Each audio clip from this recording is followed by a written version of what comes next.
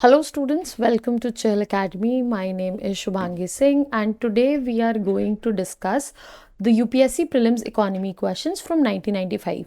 ऐसे सारे questions हमें attempt करने से हर एक subject का एक vivid idea मिल जाएगा कि आपके questions जो हैं वो किस तरह से पूछे जा रहे हैं और आपका जो concept है वो उसकी प्रेपरेशन जो है क्या वो अलाइनमेंट में है as per the exam and also you will get a very clear preview कि आज तक अभी तक कैसे क्वेश्चंस जो है पूछे गए हैं एंड साथ ही साथ डेफिनेटली आपका रिविजन भी होता रहेगा।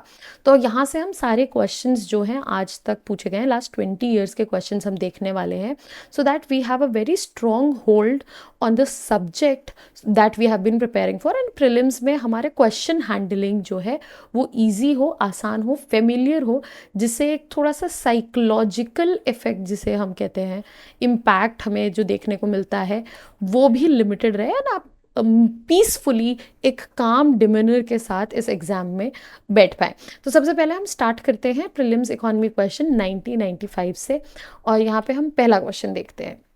If you look at this question, this is a very straight question, concept based question है। इस क्वेश्चन में ज़्यादा जिसे आप कहेंगे एप्लीकेबिलिटी नहीं है, डायरेक्ट कॉन्सेप्ट से ही उठाया क्वेश्चन है और करंट अफेयर तो बिल्कुल भी इसमें आपको देखने को नहीं मिलेगा।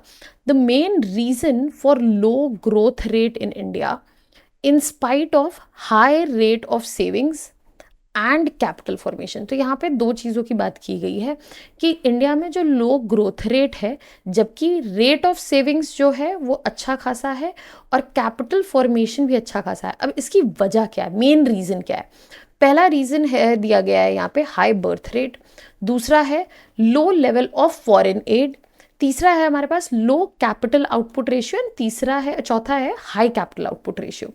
अब यहाँ पे अगर आप कई लोग सोचेंगे बर्थ रेट जो है वो एक पॉपुलेशन के एस्पेक्ट को डिफाइन कर रहा है तो कई लोगों को लगेगा कि यहाँ पे ये करेक्ट आंसर हो सकता है, बट अगर आप यहाँ पे देखें तो यहाँ पे हाई रेट ऑफ सेविंग्स और कैपिटल फॉर्मेशन है तो यहाँ पे पॉपुलेशन अगर ज़्यादा है भी और उससे कैपिटल फॉर्मेशन हो रहा है तो यहाँ पे फंडामेंटली कोई प्रॉब्लम नहीं है जो डायरेक्टली इम्पैक्ट करेगी ग्रोथ रेट को।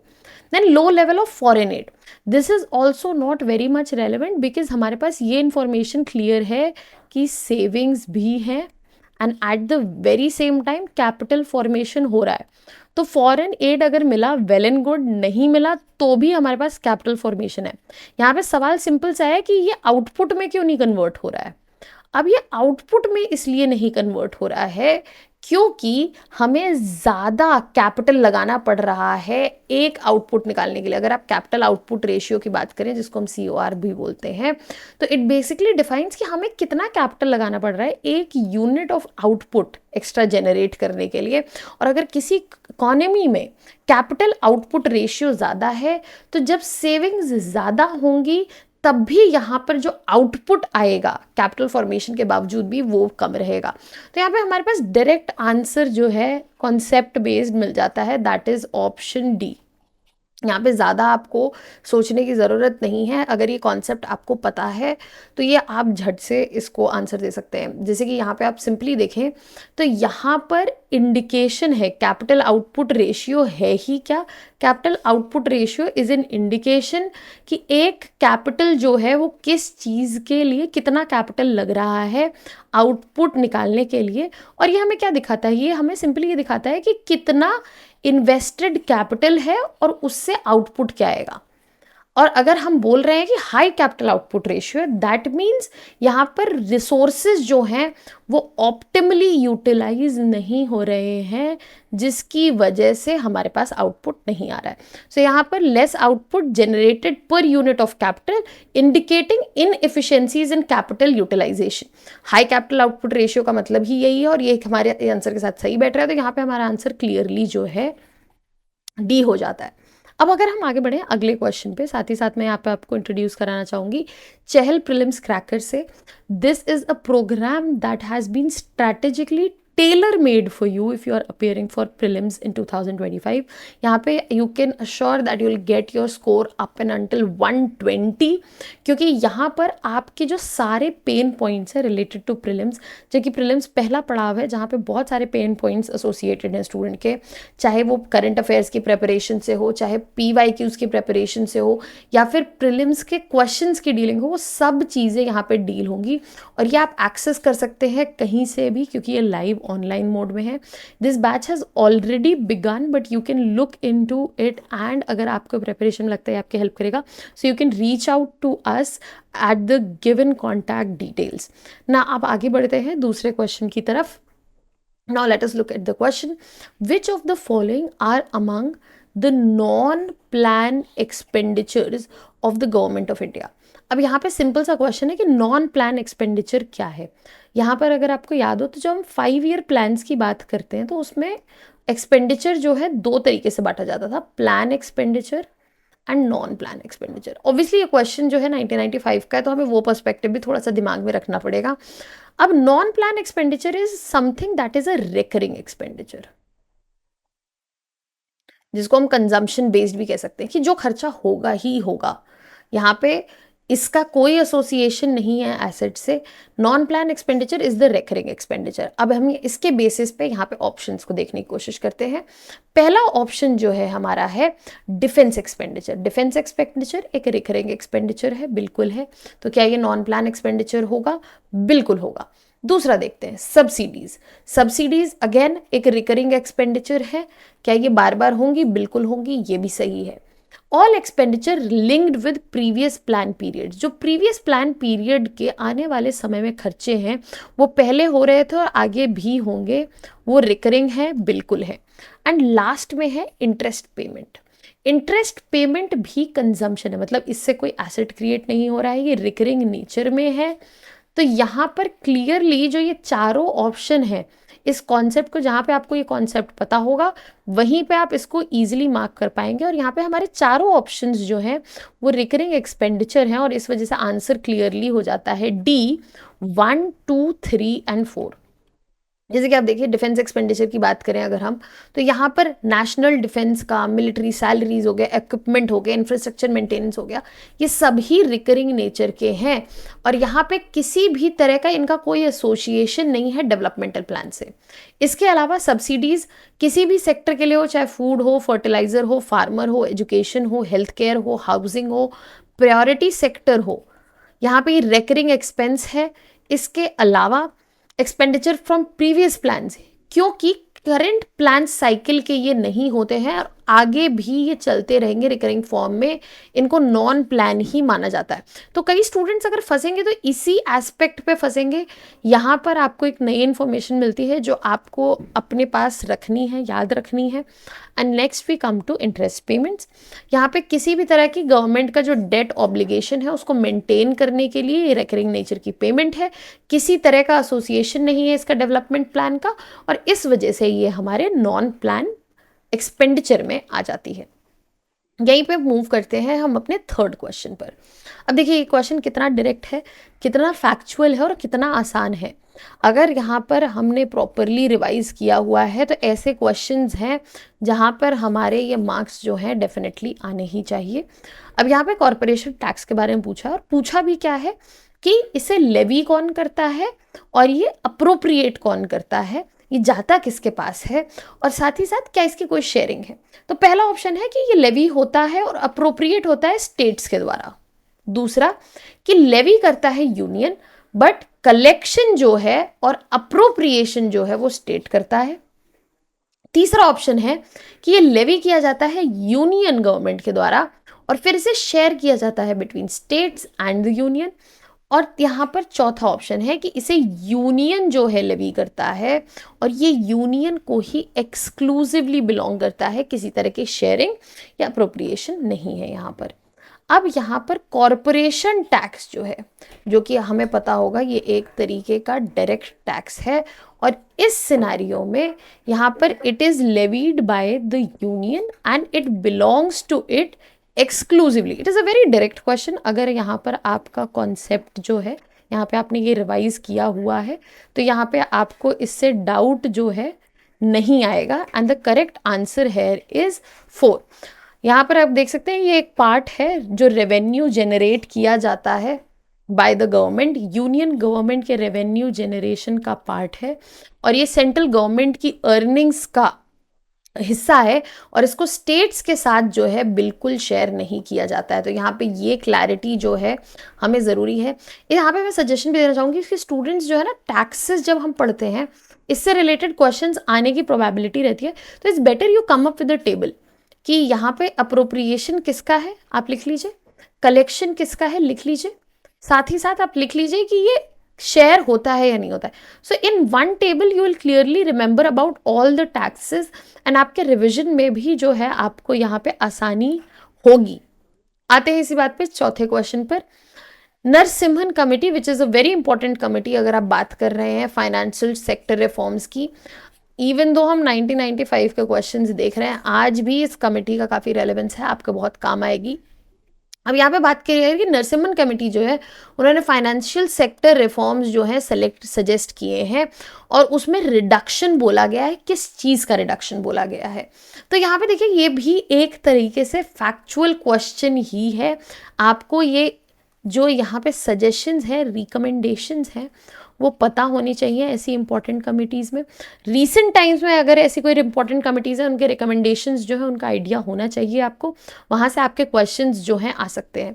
तो नरसिम्हन कमेटी ने basically SLR, CRR, SLR is statutory liquidity ratio, CRR cash reserve ratio, और प्रायोरिटी सेक्टर फाइनेंसिंग को कम करने की बात की गई थी, और यहाँ पे हमारा करेक्ट आंसर जो है B हो जाता है।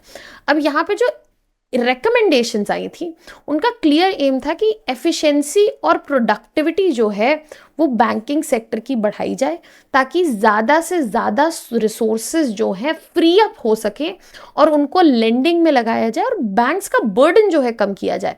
साथ ही साथ कॉम्पिटिटिवनेस बढ़े और फाइनेंशियल सिस्टम जो है वो मार्केट ओरिएंटेड होता हुआ दिखाई दे।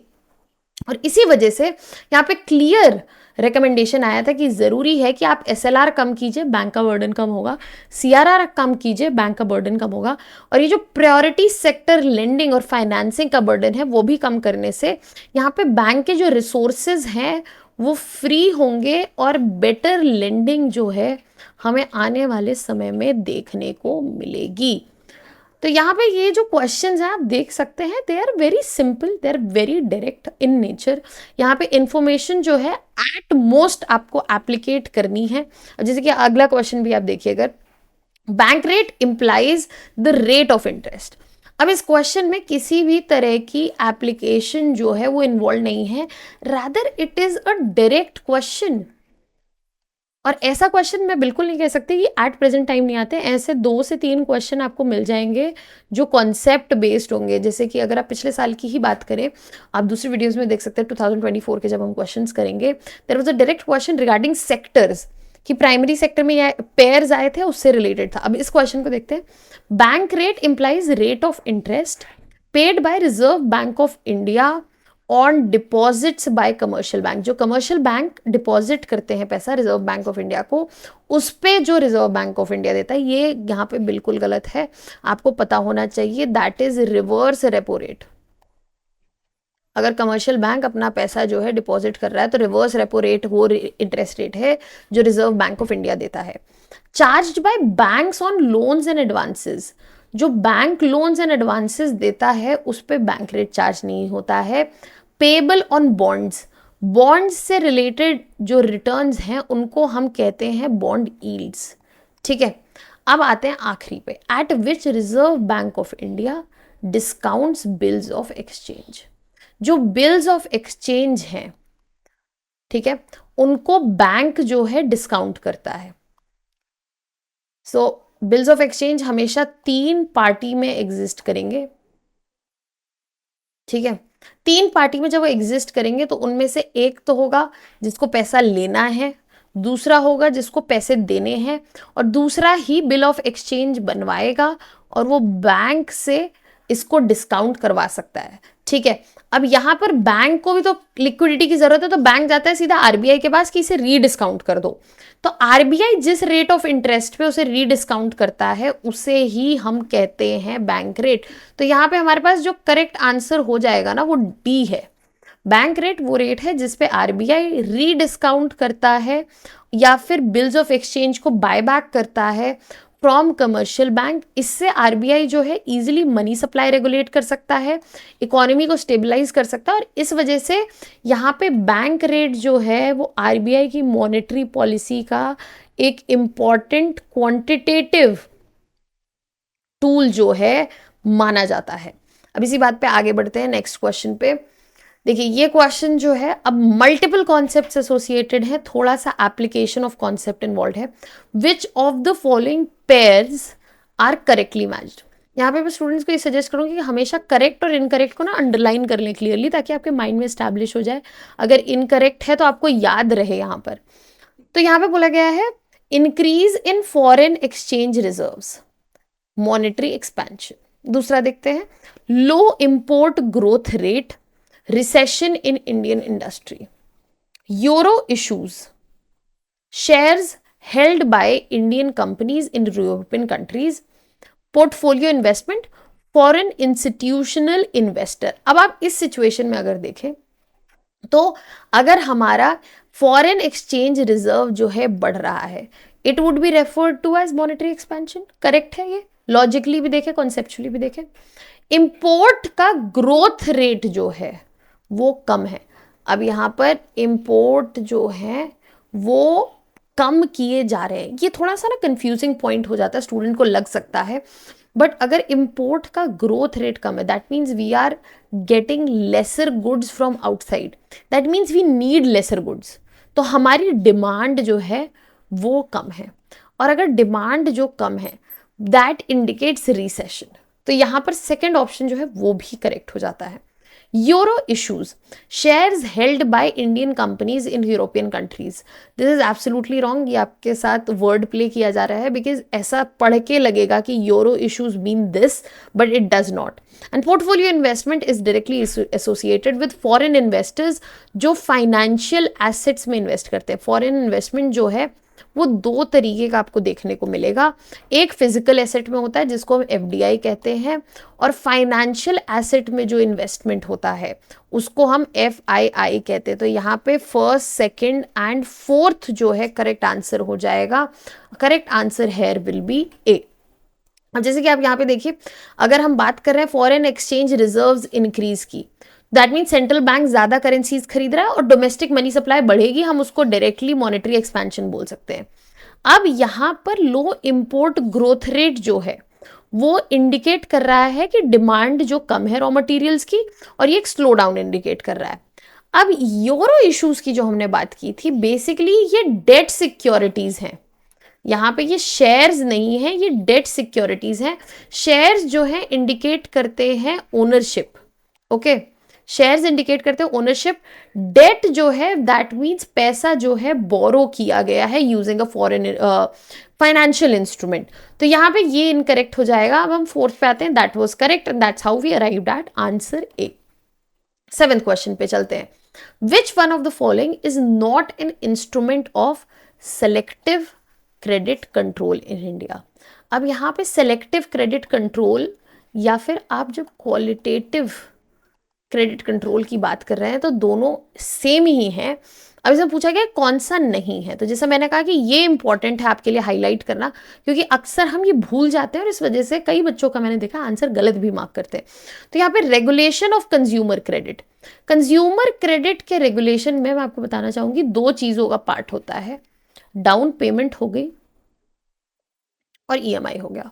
जब आपको कंज्यूमर क्रेडिट बढ़ाना है तो आप डाउन पेमेंट को कम कर देंगे, ईएमआईज बढ़ा देंगे, और जब आपको कंज्यूमर क्रेडिट कम करना है तो आप ईएमआई कम कर देंगे और डाउन पेमेंट बढ़ा देंगे। तो कंज्यूमर क्रेडिट जो है वो एक ही पर्टिकुलर सेक्शन को इफेक्ट करता है, दैट इज कंज्यूमर। तो यहां पर क्लियरली ये सेलेक्टिव क्रेडिट कंट्रोल है। रैशनिंग ऑफ क्रेडिट, आप देखिए रैशनिंग ऑफ क्रेडिट की अगर आप बात करेंगे तो यहां पर स्पेसिफिक सेक्टर्स को क्रेडिट जो है वो दिया जा रहा है। साथ ही साथ मार्जिन रिक्वायरमेंट्स, ये भी क्वालिटेटिव क्रेडिट कंट्रोल है। बट जब हम वेरिएबल कॉस्ट रिजर्व रेशियोज की बात करते हैं, वेरिएबल सीआरआर्स की बात करते हैं, तो this is something that is part of quantitative credit control, selective credit control का पार्ट नहीं है। तो यहाँ पे हमारा आंसर जो है डी हो जाता है। तो यहाँ पे करेक्ट आंसर हमें क्या देखने को मिलेगा, फोर्थ। रिजर्व रेशियोज जो है वो मॉनेटरी पॉलिसी टूल का एक ब्रॉडर पार्ट है, जिसको हम क्वांटिटेटिव टूल्स भी कहते हैं, और ये सेंट्रल बैंक यूज करते हैं मनी सप्लाई को रेगुलेट करने के लिए पूरी इकोनॉमी में।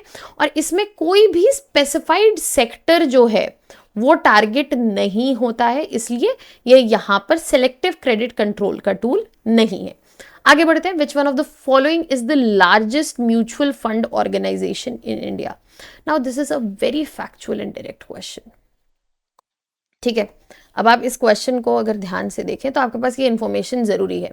अब यहाँ पर डायरेक्ट क्वेश्चन जो है, मैं इसका आंसर बताती हूँ। The answer is UTI, unit trust of India. अब आपको ये याद रखना होगा, ये क्वेश्चन जो है 1995 का, तो हमारे आंसर्स भी उसी के एवज में देखे जाएंगे। अब जैसे कि यहाँ पे अगर हम बात करें तो एसबीआई म्यूचुअल फंड जो है वो एक बड़ा फंड है, बैंक स्पॉन्सर्ड म्यूचुअल फंड है, बट सबसे बड़ा नहीं है।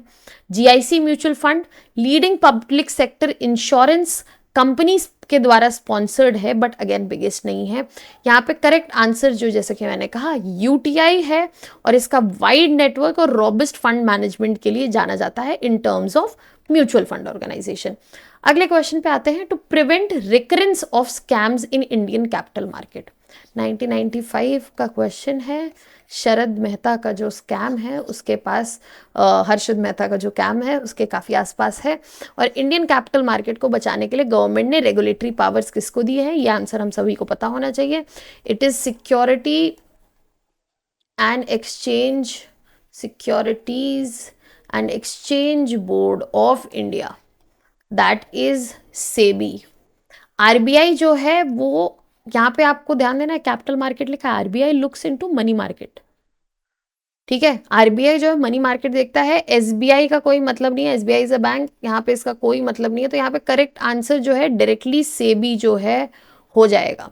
अब आते हैं, new EXIM policy was announced in 1992, और ये कितने ड्यूरेशन के लिए, कितनी पीरियड के लिए? 3 years, 4 years, 7 years and 5 years. Again a direct factual question and the correct answer here is D. यहाँ पे जो 5 साल के लिए एग्जिम पॉलिसी अनाउंस हुई थी 1992 में, और यहाँ पे इसका रीजन ये था कि एक स्टेबल और प्रिडिक्टेबल पॉलिसी मिले, दोनों ही export as well as import के लिए, ताकि वो अकॉर्डिंगली अपना बिजनेस प्लान कर सके, डिसीजंस ले सके। और ये इंटेंडेड था ताकि एक लॉन्ग टर्म सस्टेनेबल प्लान हो, ताकि इंडिया का एक्सपोर्ट इंपोर्ट बिजनेस जो है वो बेहतर तरीके से इंप्रूव कर सके, और इसको क्लियरली 5 साल के लिए डिफाइन करके बनाया गया था। अब बढ़ते हैं आगे क्वेश्चन पे। Next, which one of the following benefits are likely to accrue to India from World Trade Organisation? अगर आपको याद हो तो 1995 में India was one of the founding members of World Trade Organisation, और यहाँ पर इसे पूछा गया कि इन गिवन बेनिफिट्स में से 3 ऑप्शन हमारे पास कि कौन से लाइकली है। तो आपको क्वेश्चन ना, ये की टर्म्स जो है बहुत इंपॉर्टेंट हो जाते हैं, आपको क्वेश्चन को इसी पर्सपेक्टिव से देखना है क्लियरली कि कौन से की टर्म्स जो है यहाँ पे इंपॉर्टेंट है। India share in world trade is to go up from present $600 million to $5 billion। ठीक है, बाय 2080। तो ये 5 साल की बात हो रही है, 5 years, राइट। तो लॉजिकली अगर आप इस वक्त भी देखेंगे, जबकि हम ऑलरेडी कहने के लिए ये मार्क जो है क्रॉस कर चुके हैं, और हम जानना चाहते हैं ट्रिलियन, 5 ट्रिलियन इकोनॉमीज की हम बात कर रहे हैं, ठीक है, by 2047, right, we are talking about by 2047। तो यहाँ पे एक डिफिकल्ट सिनेरियो है, एक लाइकलीनेस जो है कम है। तो यहाँ पे फर्स्ट स्टेटमेंट विजिबली गलत है। Second, it will help to boost export of agricultural commodities, definitely help करेगा, एग्री एक्सपोर्ट्स जो है उनको पुश भी मिला है, this becomes correct. Third, India share in world trade is likely to triple by the year 2000 AD। तो यहाँ पे जो भी 1995 में नंबर्स है हमारे पास, they are expected to increase. तो this is something likely, yes it can happen. Surely कि इतना हो जाएगा, नहीं। तो यहाँ पे इस टर्म की वजह से there is a tendency to go for, and that makes our answer d, second and third. अब यहाँ पे ये रीजनेबल चॉइस है, ठीक है, यहाँ पे लाइकली टर्म की वजह से एक रीजनेबल चॉइस है। यहाँ पे ये बात बिल्कुल सच है कि इंडिया के WTO के पार्टिसिपेशन से काफ़ी सारे बेनिफिट मिले हैं, जिसमें हमने काफ़ी इंक्रीज्ड एक्सपोर्ट देखा है एग्रीकल्चरल कमोडिटीज़ में, और इंडिया के काफ़ी डिस्प्यूट सेटलमेंट्स, ट्रेड एग्रीमेंट्स जो हैं वो इनमें से हुई हैं WTO की वजह से, और इंडिया को एक बेटर मार्केट एक्सेस भी मिला है। इसके अलावा it is very difficult to evaluate, but यहाँ पर इंडिया की ग्रोइंग इकोनॉमी और उसका पोटेंशियल जो था वो डेफिनेटली सिग्निफिकेंटली इंक्रीज हुआ है। इस वजह से हम यहाँ पे रीजनेबल अंडरस्टैंडिंग की वजह से यहाँ पे आंसर हम जो डी मान रहे हैं। अब 12th पे पढ़ते हैं। One of the reasons for India's occupational structure, ठीक है, रिमेनिंग मोर और less same over the years. अब यहाँ पे जब हम ऑक्यूपेशनल स्ट्रक्चर की बात करें तो मैं क्लियर कर लेती हूँ कि पॉपुलेशन जो है किस किस ऑक्यूपेशन में इन्वॉल्व है, किस तरीके से इन्वॉल्व है, ठीक है, उसका स्ट्रक्चर की बात हो रही है। और ये इट हैज रिमेन्ड सिग्निफिकेंटली, मतलब सिमिलर अक्रॉस द ईयर्स, उसका रीजन पूछा जा रहा है। अब यहाँ पे देखते हैं options. Investment pattern has been directed towards capital intensive industries, ठीक है। Productivity in agriculture has been high enough to induce people to stay with agriculture. अब देखो ये स्टेटमेंट में बहुत फ्लॉड है। इंडियन एग्रीकल्चर का एक कैरेक्टरिस्टिक फीचर है कि प्रोडक्टिविटी हैज बीन लो। 1947 में भी एक इशू था, 1995 में भी रहा होगा, और अभी भी है productivity issue. This statement becomes incorrect. Next, ceilings on land holdings have enabled more people to own land and hence their preference to stay with agriculture. Now this statement, the preference for people to stay with agriculture is coming from कि ceiling जो है land holdings पर लगा दी गई है। अब किसी की लैंड होल्डिंग्स पे लॉजिकली देखो, लैंड होल्डिंग्स पे सीलिंग आप लगा रहे हो, उनकी जो लैंड होल्डिंग्स रखनी है वो लिमिटेड रख रहे हो, ठीक है, ये तो एक पॉइंट हो गया। इसकी वजह से लोगों के पास ज्यादा लैंड आई है। आप ये कह रहे हो कि हमने रीडिस्ट्रीब्यूट करवा दिया है, इस वजह से लोग प्रेफर कर रहे हैं। But first of all ceiling तो लगी लैंड होल्डिंग पर, बट अगेन एक बहुत बड़ा इशू जो इंडिया के साथ रहा है वो स्मॉल लैंड होल्डिंग्स का रहा है। तो अगर आपने एग्रीकल्चर पढ़ा है तो ये पॉइंट भी आपको बिल्कुल समझ नहीं आएगा, लॉजिकली इनकरेक्ट।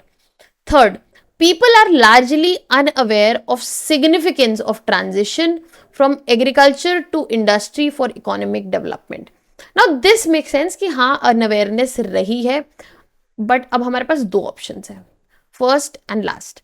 इन्वेस्टमेंट पैटर्न जो है वो कैपिटल इंडस्ट्रीज की तरफ है, दैट मीन्स लेबर इंडस्ट्रीज की तरफ नहीं है। तो अगर लेबर इंटेंसिव इंडस्ट्रीज बनेंगी ही नहीं तो लोग उसमें काम कैसे करने आएंगे? यहाँ पे हर क्वेश्चन को ना एक ब्रेक करके समझने की जरूरत है कि क्या काम हो रहा है। तो यहाँ पे क्लियरली हम इसको मार्क कर लेंगे कि this is making more logic and our correct answer here is a. India का फोकस कैपिटल इंटेंसिव इंडस्ट्रीज में है, जिस वजह से लेबर इंटेंसिव सेक्टर्स में कम इन्वेस्टमेंट हो पाया, और इसी वजह से लार्ज पोर्शन ऑफ वर्कफोर्स जो है वो एग्रीकल्चर और स्मॉल स्केल इंडस्ट्रीज में ही रह गई, और लोगों के पास इस वजह से अपॉर्चुनिटीज जो हैं हमेशा कम रही हैं। नेक्स्ट बढ़ते हैं नेक्स्ट क्वेश्चन की तरफ। विच one of the following is true regarding Jawahar रोजगार योजना? It was launch during prime ministership of Indira Gandhi. Next, it aims at creating 1 million jobs annually. The target group of JRY are the urban poor living below poverty line. And then we have last, under the scheme, 30% of employment generated is reserved for women. अब यहाँ पे देखिए चारों बहुत ही factual statement है। मैं सीधे correct answer पे आती हूँ। The correct answer here is D. ये लॉन्च जो हुआ था, it was launch under the prime ministership of Rajiv Gandhi, not Indira Gandhi. तो the first statement becomes incorrect. It aims at creating 1 million jobs annually, नहीं, ये एमजी नरेगा का ही एक प्रीवियस वर्जन है जिसमें 90 से 100 दिन एम्प्लॉयमेंट की बात की गई है। टारगेट ग्रुप रूरल पुअर था, ना कि अर्बन पुअर।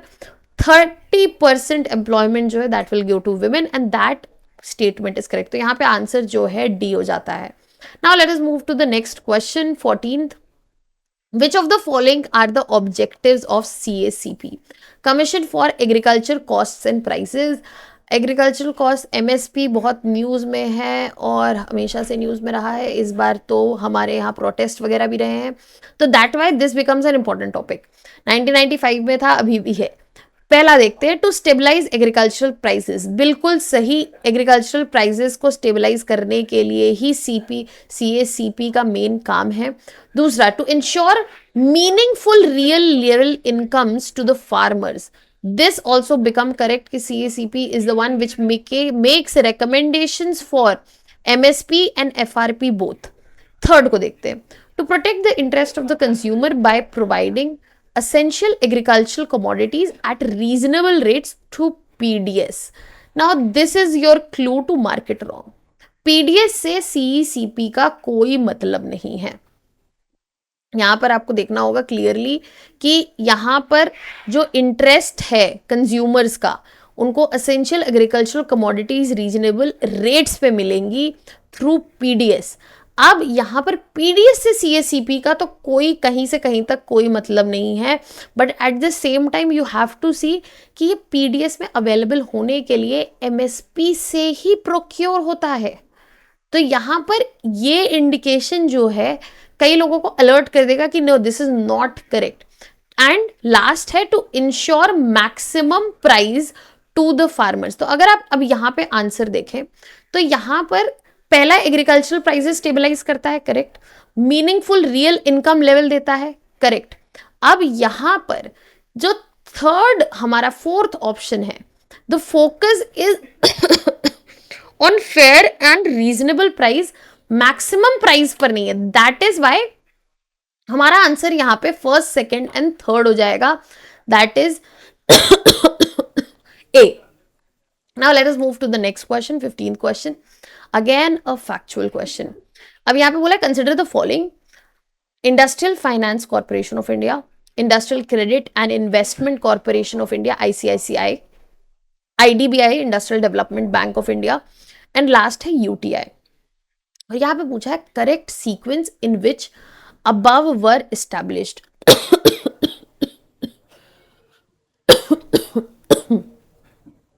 अच्छा, सीक्वेंस पूछा है इनके एस्टैब्लिशमेंट का, तो इंपॉर्टेंट हो जाता है कि इनका ईयर पता हो हमें एस्टैब्लिशमेंट का। तो IFCI की अगर हम बात करें तो इसका एस्टैब्लिशमेंट हुआ था 1948 में। तो यहाँ पे 1948 सिर्फ एक का पता होने से कोई काम नहीं चलेगा, हमें बाकी भी देखने पड़ेंगे। दूसरे पे आते हैं।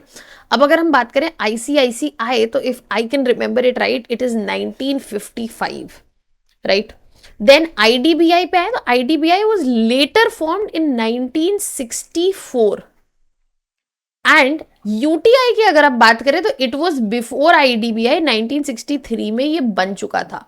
तो अब इस सीक्वेंस के हिसाब से देखें तो फर्स्ट पहले हो गया, then we come to second, then fourth. So यहां पर ए जो है हमारे सीक्वेंस के हिसाब से ठीक बैठ रहा है और हमारा करेक्ट आंसर जो है यहां पर ए हो जाएगा।